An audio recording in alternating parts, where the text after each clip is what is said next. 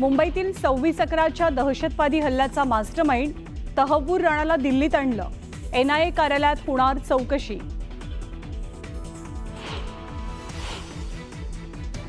बिहारच्या निवडणुकीपर्यंत भाजपचं राणा फेस्टिवल सुरूच राहणार. संजय राऊतांचा टोला. पाकिस्तानातल्या तुरुंगात अडकलेल्या कुलभूषण यादवांना भारतात परत आणा, राऊतांचं आव्हान.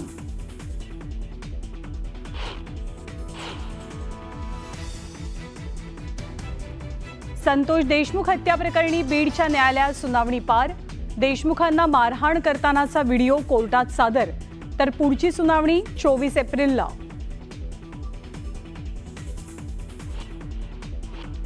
खटल्यातनं मुक्ततेसाठी वाल्मिक कराडचा कोर्टात अर्ज, तर मकोका अंतर्गत वाल्मिक कराडची संपत्ती जप्त करा, उज्ज्वल निकम यांची कोर्टात मागणी.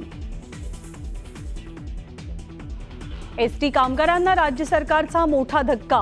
मार्च महिन्याच्या पगारात 56% कपात, तर सरकारी निर्णयामुळे कर्मचारी वर्गात नाराजी. इमर्जन्सी रुग्णांकडनं अनामत पैसे घेऊ नका, पुणे महानगरपालिकेचा निर्णय, तर इंडियन मेडिकल असोसिएशनसह हॉस्पिटल बोर्ड ऑफ इंडियाकडनं निर्णयाला विरोध.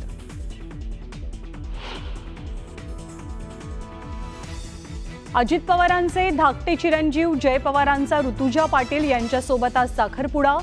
संपूर्ण पवार कुटुंब राहणार उपस्थित.